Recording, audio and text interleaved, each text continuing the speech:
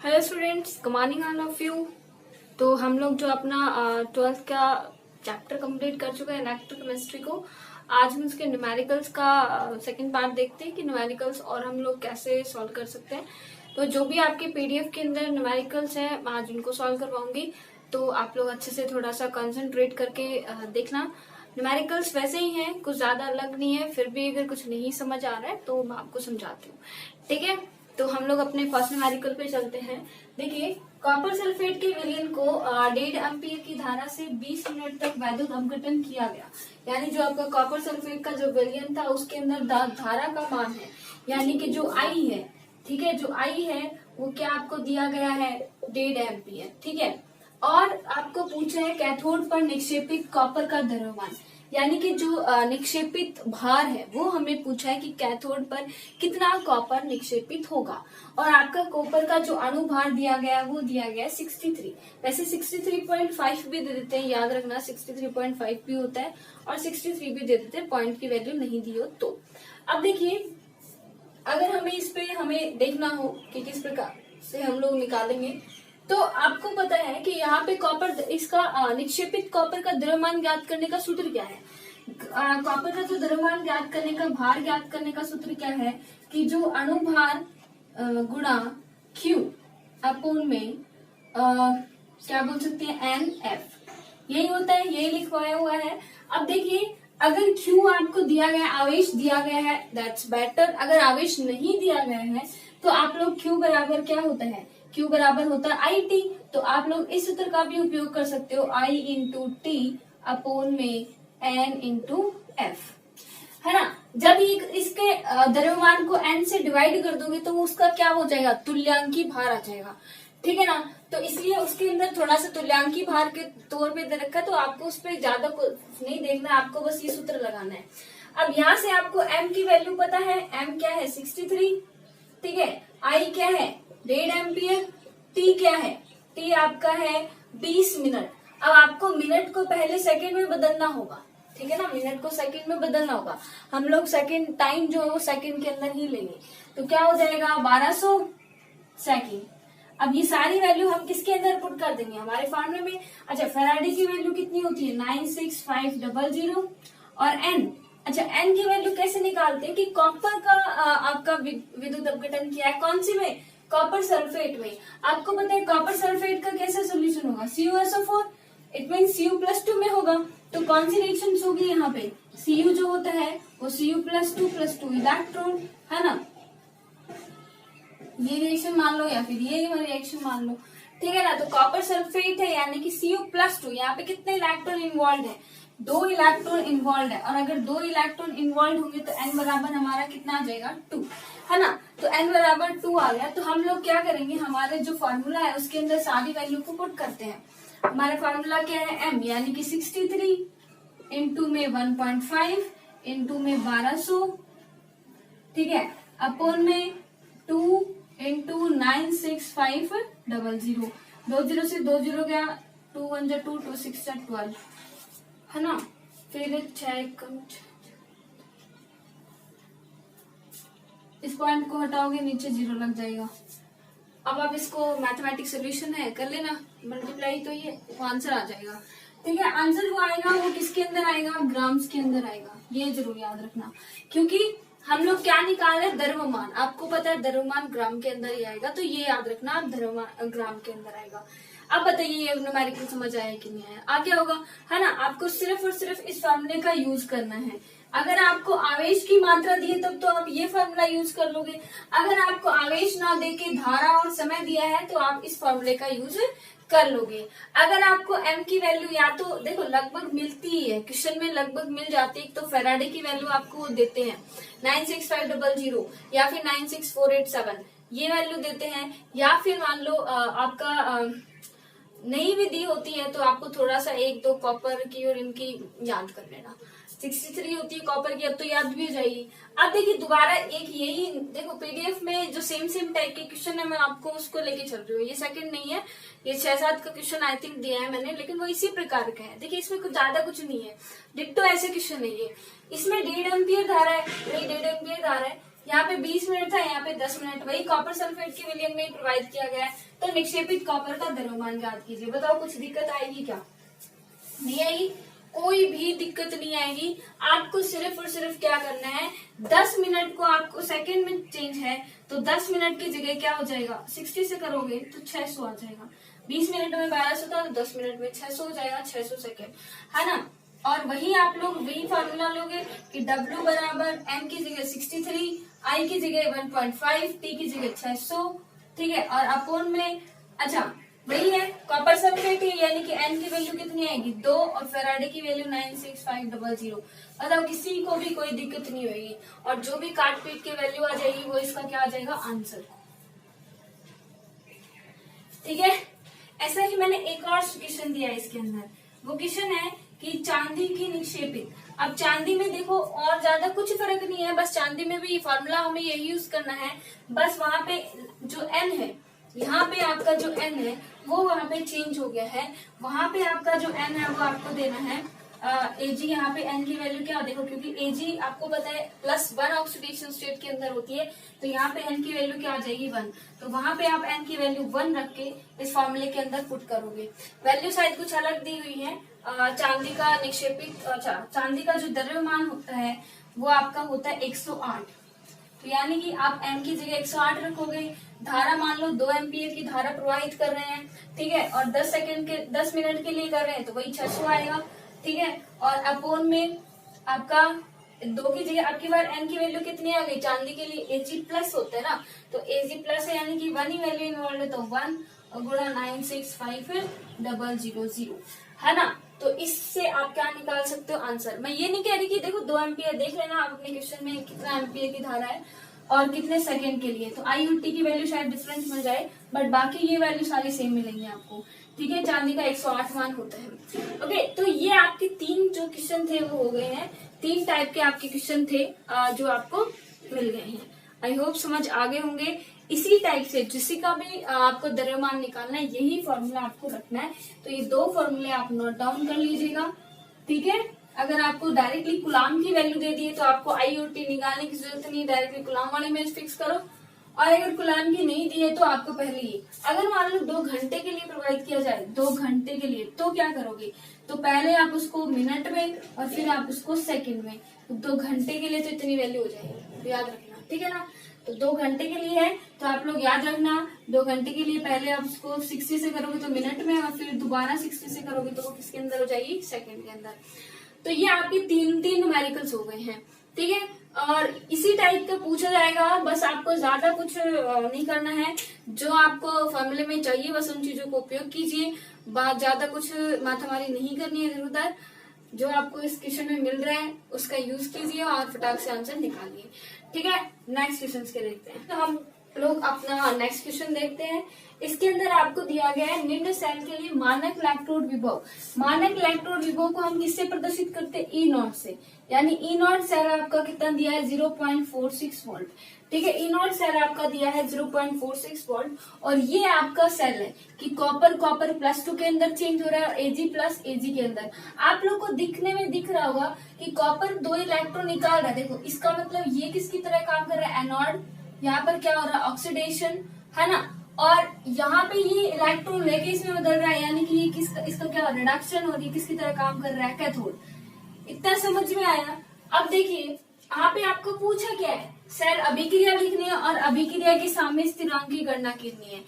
आपको पता है सेल रिएक्शंस हम कैसे लिखते हैं कि भाई जो जितना इलेक्ट्रॉन देता है वो दूसरा वाला कैथोड पार्ट में उतने इलेक्ट्रॉन एक्सेप्ट कर लिए जाते हैं, यही तो होता है ना। तो यहाँ पे कॉपर जो होता है, कॉपर क्या करेगा, कॉपर हम लोग इसके अंदर कॉपर को लेंगे, ठीक है, और इधर की साइड किसको लेंगे, Ag प्लस को, कॉपर सॉलिड और Ag प्लस एक्वस। अब आपको पता होगा तो कॉपर 2 इलेक्ट्रॉन निकालेगा, जबकि Ag तो 1 इलेक्ट्रॉन ले सकता है। तो यानी कि कॉपर के 2 इलेक्ट्रॉन वहां पे सेट हुए तो हमें Ag के कितने मोल लेने पड़ेंगे, 2 मोल लेने पड़ेंगे, ठीक है। तो अब देखिए कॉपर किसके अंदर बदल जाएगा, Cu2 प्लस में, एक्वस के अंदर, और जो आपका Ag हो जाएगा वो 2Ag के अंदर चेंज हो जाएगा कि नहीं हो जाएगा, और ये क्या बन जाएगा, सॉलिड। और यहाँ पर आपको इनकी सांद्रताएं दी है, कॉपर +2 की 1m और इसकी भी 1m, ओके। अब आपको पूछे क्या है कि सेल रिएक्शन लिखिए, ये इसकी सेल रिएक्शन होगी। बताओ इस सेल रिएक्शन के लिए n का मान कितना आएगा 2, क्योंकि यहाँ पे कितने इलेक्ट्रॉन्स काम में आ रहे हैं 2। तो ये तो आपकी क्या हो गई सेल अभिक्रिया। दूसरा क्वेश्चन आपको पूछा है कि साम्य स्थिरांक। आपको देखो मैंने नॉन्स इक्वेशन कराई थी, तो नॉन्स इक्वेशन आपको याद हो तो ये होती है ई सेल बराबर E naught cell minus 0.0591 upon में n log k। अब देखिए के सी, जब हम लोग सी यहाँ पर क्यों लगा रहे हैं, यहाँ पे साम्य स्थिरांक पूछ लिया, तो साम्य अवस्था में सी, तो साम्य अवस्था में ई नॉट, ई जो सेल होता है वो हम लोग क्या मान लेते हैं 0। साम्य इक्विलिब्रियम में ई सेल हमारा क्या हो गया 0, तो ई सेल 0 हो गया, तो ये 0 वैल्यू हम यहाँ पुट करते, ठीक है। तो क्या हो जाएगा हमारा ई नॉट सेल बराबर, क्योंकि हम इसको इधर ले आते हैं या फिर इसको आप बराबर के उस साइड भेज दो, तो ई नॉट सेल बराबर ये माइनस का प्लस में हो जाएगा 0.0591 अपॉन n log के सी। सी यहाँ पर किस लिए प्रदर्शित किया हमने कि हम लोग किसकी वैल्यू दिखा रहे हैं यहाँ पे साम्य स्थिरांक की। हमें निकालना ही है, देखो अगर हमें ई सेल पूछते तब तो हम आगे इस पे जाते, बट हमें निकालना ये नहीं, हमें निकालना ये है। देखिए इनकी दोनों की सांद्रताएं क्या है 1m है, इक्विलिब्रियम पे है ये, तो इसलिए हमें ये वाली वैल्यू 0 माननी है, ई नॉट सेल, और ये हो जाएगा।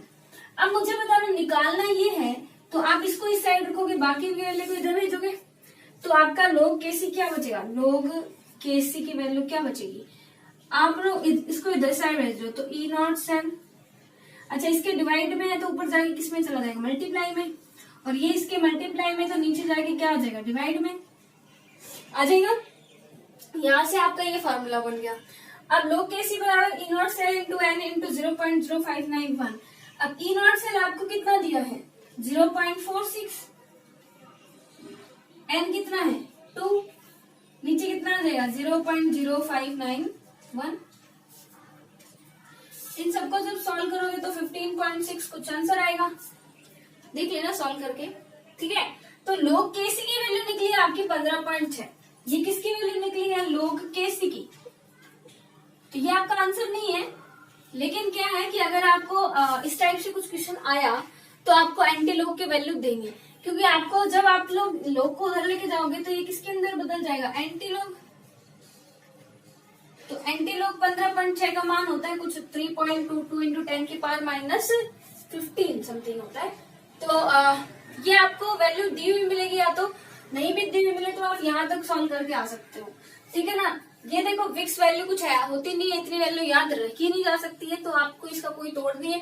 आप लोग को या तो वैल्यू मिल जाएगी, अगर एग्जाम के अंदर ऐसा कुछ क्वेश्चन बोर्ड के अंदर आ गया, तो बोर्ड के अंदर आया तो पक्की वैल्यू मिलेगी, ठीक है। और क्योंकि उसके अंदर तो log 10 की वैल्यू देते हैं, तो वो वैल्यू सब बद देते हैं अगर उसके अंदर कुछ ऐसा क्वेश्चन पूछा गया तो।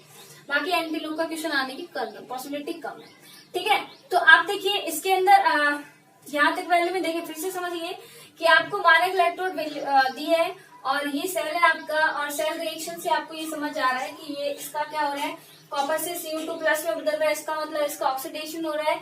तो कॉपर 2 इलेक्ट्रॉन देगा, तो 2 इलेक्ट्रॉन के लिए हमें 2 Ag की आवश्यकता है, क्योंकि 1 Ag तो 1 इलेक्ट्रॉन ले सकता है, तो 2 Ag लिए हमने, और ये 2 Ag में बदल गया, Cu2 प्लस में बदल गया, ठीक है। n की वैल्यू 2, हमें पता है ये वाली नॉइस इक्वेशन होती है ना, ये लास्ट में मैंने आपको निकलवाई भी तो कहा भी था, ये बहुत अच्छे से याद कर लेना। ये लास्ट इक्वेशन होती है इक्विलिब्रियम पे, इसको मान लिया हमने 0, ये 0 हो गया, तो ये वैल्यू दोनों जब अदर एक दूसरे की साइड जाएंगे तो ये माइनस की वैल्यू किसके अंदर हो जाएगी प्लस के अंदर। आपको log केसी की वैल्यू निकालनी है, इसको इधर रखिए, बाकी सब वैल्यू को इधर भेजेंगे, तो फॉर्मूला हमारा बनेगा log केसी का। ये जब log केसी की इस वैल्यू में पूरी वैल्यू पुटअप करोगे तो आंसर आएगा 15.6। अब 15.6 किसकी वैल्यू आ गई, आपकी log केसी की वैल्यू आ गई। अब आपको निकालना है सिर्फ केसी, तो उसके लिए आपको एंटी log 15.6 की वैल्यू पता होनी चाहिए, पता तो होगी नहीं, है ना।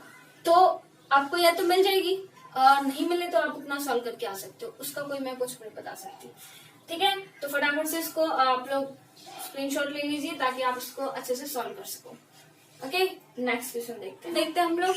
नेक्स्ट क्वेश्चन देखिए आपका ये है कि pH बराबर 8 के विलयन के संपर्क में रखे हाइड्रोजन इलेक्ट्रोड के विभव का परिकलन कीजिए। कि आपका जो हाइड्रोजन इलेक्ट्रोड है उसका विभव आपको निकालना है जिसकी पीएच जो जिस सोल्यूशन के अंदर रखा गया है उसकी पीएच 8 है।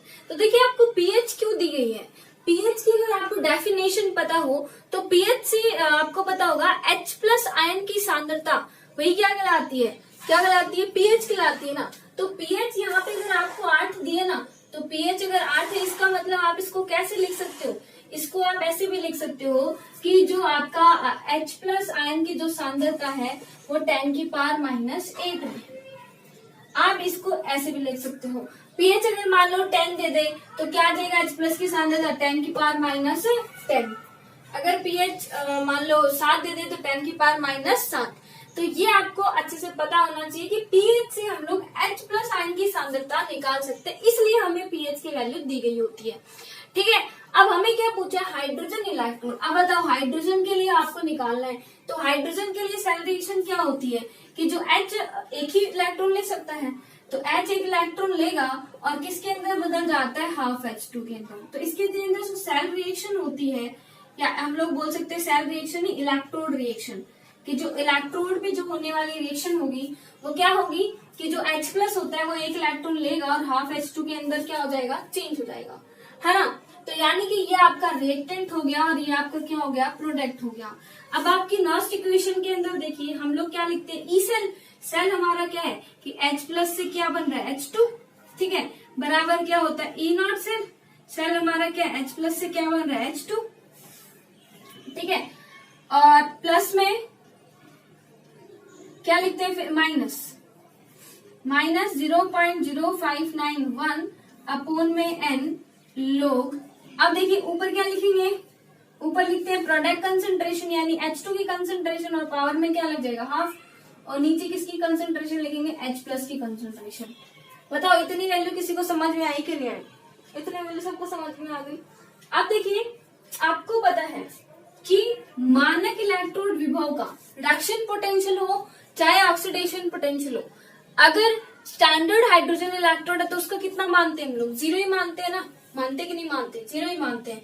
तो H प्लस और H2 ये इसका कितना हो जाएगा, 0 माइनस का 0.591 अपोन में यहाँ पे कितना इलेक्ट्रॉन काम में आए, 1, तो n की वैल्यू कितनी हो जाएगी, 1 लोग। अब देखिए मैंने आपको एक चीज समझाई थी कि जब प्योर गैसियस फॉर्म में हो, प्योर सॉलिड फॉर्म में हो, प्योर लिक्विड फॉर्म में हो तो उसकी कंसंट्रेशन हम लोग 1 लेते हैं। तो यहाँ पे H2 की कंसंट्रेशन क्या हो जाएगी, 1। अब इसकी पावर चाहे आधी हो चाहे 1 हो तो वैल्यू तो 1 ही आएगी, ठीक है। तो यहाँ पे ऊपर क्या आ जाएगा 1, और H प्लस की कंसंट्रेशन कितनी है, 10 की पावर -8। अब बताओ इतना समझ में आया, किसी को नहीं आया कि आपको पता है कि इसका वैल्यू क्या होता है, मैंने पहले भी समझाया था स्टैंडर्ड हाइड्रोजन इलेक्ट्रोड का वैल्यू होता है 0, तो वो आपने 0 यहाँ पे रखी, ठीक है, माइनस का माइनस रखा, 0.591 का 0.591 लिखा, n की जगह आपका एक इलेक्ट्रॉन काम आया तो 1 लिख दिया। अब लोग की जगह लोग और इसकी जगह 1 क्यों लिखा है, क्योंकि प्योर फॉर्म में गैसियस हो, लिक्विड हो या सॉलिड हो, इनकी कंसंट्रेशन हमेशा 1 होती है। अब 1 की पावर आधी है तो क्या मतलब फर्क पड़ गया, वो तो हुआ तो 1 ही है ना, कुछ भी हो जाए है ना, 1 ही होएगा। तो 1 और यहाँ पे 10 की पावर -8। अब देखिए 10 की पावर -8 को आप ऊपर ले जा सकते हो, किसमें हो जाएगी, 10 की पावर 8 में जाएगा, ठीक है। तो क्या हो जाएगा EH प्लस H2 बराबर माइनस का 0.0591 इंटू log A 10 की पावर 8। अब आपको पता है कि हम लोग इसको सॉल्व करते हैं ना, log A की पावर x तो क्या हो जाता है ना, या फिर आप लोग बोल सकते हो x की पावर a, तो क्या हो जाएगा x log a log x, ऐसा हो जाता है। यानी कि जो पावर होती है वो आगे आ जाती है, इसको सॉल्व करते हैं तो इसकी वैल्यू क्या आएगी, इसकी वैल्यू मैं आगे लिख रही हूँ, EH प्लस H2 बराबर माइनस का 0.0591, ठीक है, गुणा 8 log 10, क्या आ जाएगी, पावर आगे आ जाएगी तो क्या हो जाएगा 8 log 10, और log 10 की वैल्यू होती है आपकी 1, log 10 की वैल्यू कितनी होती है 1, तो आपकी EH प्लस और H2 जो हो जाएगा वो क्या हो जाएगा माइनस का 0.591 गुणा में 8, इसको गुणा करोगे तो माइनस का 0.478 समथिंग आएगा, तो वो वैल्यू आप लोग लिख दोगे और ये इसका पोटेंशियल हो जाएगा। ये इसका इलेक्ट्रोड विभव का हो गया। तो आपको अगर पीएच की वैल्यू दी गई है तो पीएच की वैल्यू से इतनी चीज ध्यान रख लेना कि आपको H प्लस आयन की कंसंट्रेशन दी गई है, ठीक है। तो आप H प्लस आयन कंसंट्रेशन की जगह वो वैल्यू आप पुट कर सकते हो और हमेशा 10 की पावर में लेना है जितनी भी वैल्यू आपकी दी गई है। 10 की पावर माइनस में अगर 7 दिए तो 7, 8 दिए तो 8, 10 की पावर 10 दिए तो 10। यहाँ पे अगर मान लो 10 हो जाता, सपोज करो 8 की जगह आपको मैंने 10 दिया होता तो क्या आ जाता, 10 लोग 10, फिर इसको 10 से मल्टीप्लाई करते तो 0.591 इस टाइप से कुछ आ जाता है ना। तो इस टाइप से आप लोग क्या कर सकते हो, ये वाला न्यूमेरिकल कर सकते हो। आई होप सबको समझ आ गया होगा कि इलेक्ट्रोड, हाइड्रोजन इलेक्ट्रोड के लिए देखो ये रिएक्शन हमने क्यों लिखी, ताकि हमें इलेक्ट्रॉन की वैल्यू पता चले, एन की वैल्यू पता चले। तो H हमेशा प्लस में होता है, एक इलेक्ट्रॉन लेगा और हाफ H2 के अंदर बदल जाएगा। ये वाली लास्ट इक्वेशन आपको मैंने बता रखी, बहुत ही अच्छे से याद कर लेना, इससे न्यूमेरिकल्स बहुत ज्यादा पूछे जाएंगे। तो ये आप लोगों ने ये कर लिया है ना। इसके बाद ये और ये समझ नहीं आया तो बता देना, फिर से बता देंगे, बता देते ऐसे कैसे बताओगे तुम लोग, है ना, ठीक है ना। तो यहाँ पे N की वैल्यू 1, लोग H प्लस की कंसेंट्रेशन 1 और H प्लस की कंसेंट्रेशन 10 की पावर माइनस 8। इसका स्टैंडर्ड हाइड्रोजन इलेक्ट्रोड का क्या होता है, 0 होता है, इसलिए इसको 0 रखा। इसको 1 से डिवाइड करेंगे, किसी भी चीज को 1 से भाग देने पर वही वैल्यू आती है, आई थिंक आपको पता होगा। तो ये लिखा 10 की पावर लोग 10 की पावर 8।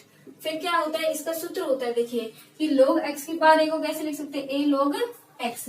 तो ये क्या हो जाएगा 8 log 10, ठीक है। log 10 की वैल्यू 1 होती है, इसको 8 से गुणा कर सकते हो, ओके। तो नेक्स्ट क्वेश्चन हम लोग देखते हैं। नेक्स्ट क्वेश्चन देखते हैं। नेक्स्ट क्वेश्चन देखिए आपको क्या दिया गया है, NaCl, HCl और CH3CuNa की अनंत अनुता पर जो मोलर चालकता है उसका मान है 128, 426 और 96 ohm inverse centimetre square mole inverse. अनंत अनुता पर CH3COH की मोलर चालकता हमें ज्ञात करनी है। ये क्वेश्चन देखिए, वैसे तो आपको मैंने समझा भी दिया था, फिर से देख लीजिए। और इसी टाइप का एक और क्वेश्चन भी आपके है, वो नहीं समझा रही, यही समझाऊंगी और वो आप लोग खुद कर लीजिएगा, ठीक है ना। जस्ट ऐसा ही है सेम। अब देखिए आपको, देखो किस किस की दी है, एक तो आपकी लैम्डा दी गई है आपको NaCl की, एक आपको लैम्डा दी गई है HCl की, और एक आपको लैम्डा दी गई है CH3COONa की। ये तीनों की आपको लैम्डा मैक्सिमम दी गई है।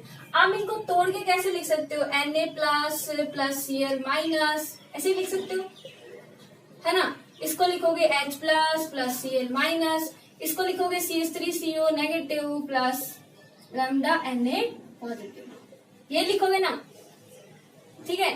तो अब देखिए इनकी वैल्यू आपको क्या दी गई है, आपको NaCl की दी है 128, इसकी दी है 426 और इसकी दी है 96। आपको क्या करनी है, निकालनी है लैम्डा CH3COOH की, ये आपको निकालनी है। यानी कि आपको चाहिए किसकी, lambda CH3COO negative plus lambda H positive की। अब मैंने आपको क्या सिंपल सा बता रखा, इसको मान लो रिएक्शन फर्स्ट, सेकंड और थर्ड मान ली। आपको मैंने सिंपल सा बता रखा है कि जो जो आपको चाहिए है उनको जोड़ दीजिए और बाकी को घटा दीजिए। तो आपको इसमें से क्या क्या चाहिए, CH3CO नेगेटिव चाहिए और H पॉजिटिव चाहिए। तो CH3CO नेगेटिव है 3 वाले में, तो 3 आपको चाहिए, है ना। और आपको इसके अंदर H पॉजिटिव है, तो यानी कि प्लस आपको 2 भी चाहिए है। तो इन दोनों को आप जोड़ दोगे, बाकी देखो इन दोनों को जोड़ने पर ये एक तो Cl एक्स्ट्रा आ गया और एक Na एक्स्ट्रा आ गया, तो इसको आप लोग हटा दोगे। तो इक्वेशन फर्स्ट को यहाँ पे हटा दिया आपने, सिंपल सी है, कुछ भी नहीं है, कि आपको जो चाहिए है वो टर्म्स आप लोग जोड़ दोगे उस इक्वेशंस को और बाकी इक्वेशन को घटा दोगे। तो आपने ये इक्वेशन घटा दी। अब 3 और 2 को जोड़ा, यानी कि 96 प्लस 426 को जोड़ोगे, माइनस 128 को घटा दोगे, ठीक है। अब 96 और 426 को जोड़ोगे, कितना आएगा, 6 6 12, 9 और 1 10, 12, 4 1 522, 522 में से 128 घटाओगे तो 4 12, 9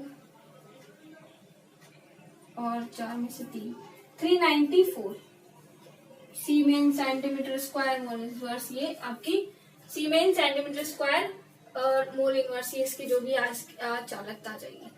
तो बताइए किसको किसको नहीं समझ आया।